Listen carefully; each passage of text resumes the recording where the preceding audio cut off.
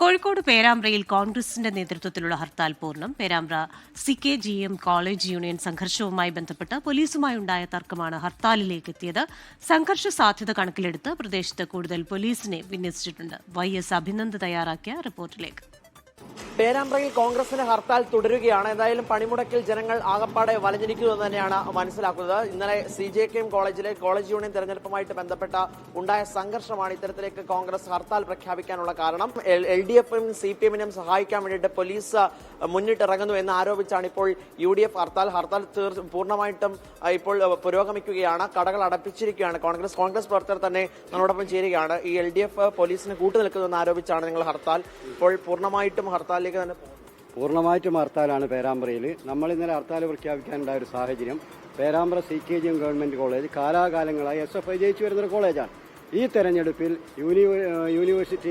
Calicut university കീഴിലുള്ള പേരാമ്പ്ര കോളേജിലെ തെരഞ്ഞെടുപ്പിൽ ചെയർമാൻ സ്ഥാനം UDSFന് ലഭിക്കുകയും അതുപോലെ തന്നെ UUC ഉൾപ്പെടെയുള്ള മറ്റ് സ്ഥാനങ്ങൾ നിസ്സാര വോട്ടുകൾക്ക് 10-15 വോട്ടുകൾക്ക് പരാജയപ്പെട്ട് SFI വലിയ പരാജയം നേരിട്ടൊരു കോളേജാണ് പേരാമ്പ്ര CKG കോളേജ്. കൃത്യം 5 മണിക്ക് തന്നെ റിസൾട്ട് പ്രഖ്യാപിച്ചപ്പോൾ CPM ബോധപൂർവം SFI ബോധപൂർവം ചെയർമാൻ തെരഞ്ഞെടുപ്പ് വീണ്ടും റീകൌണ്ടിങ്ങിന് കൊടുക്കുകയും റീകൌണ്ടിങ് തുടരുന്ന അവസരത്തിൽ DYSPയുടെ നേതൃത്വത്തിലുള്ള പോലീസ് സംഘം SFIക്ക് പേരാമ്പ്രയിൽ പ്രകടനം നടത്താനുള്ള എല്ലാ സാഹചര്യവും ഒരുക്കി കൊടുത്തു. പൂർണ്ണമായിട്ട് നിങ്ങൾ കടകളെല്ലാം അടപ്പിച്ചുകൊണ്ടുള്ള പ്രതിഷേധം തന്നെയാണ്.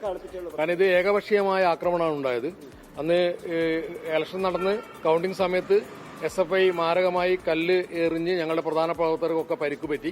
പോലീസിന്റെ ഭാഗത്തുനിന്ന് ഏകപക്ഷീയമായ നിലപാടാണ് ഉണ്ടായത്. പോലീസ് ഗ്രാനേഡ് ഉപയോഗിച്ചു. ഞങ്ങളുടെ പ്രകടനത്തെ മാത്രം ആക്രമിച്ചു. LDF-ന്റെയും CPM-ന്റെയും ഗുണ്ടകൾക്ക് അഴിഞ്ഞാടാനുള്ള സാഹചര്യം പേരാമ്പ്രയിൽ പോലീസ് സംവിധാനമാണ് ഒരുക്കി കൊടുത്തത്.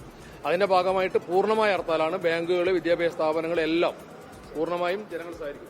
പൂർണ്ണമായിട്ടുമുള്ള ഹർത്താലിലേക്ക് തന്നെയാണ് കോൺഗ്രസ് പോകുന്നത്. ഏകപക്ഷീയമായ പോലീസിന്റെ നിലപാടിൽ പ്രതിഷേധിച്ചാണ് ഇപ്പോൾ ഹർത്താൽ. നമ്മൾ ഈ ദൃശ്യങ്ങളിൽ നിന്ന് കാണുന്നത് പോലെ തന്നെ കടകളെല്ലാം അടപ്പിച്ചിരിക്കുകയാണ്.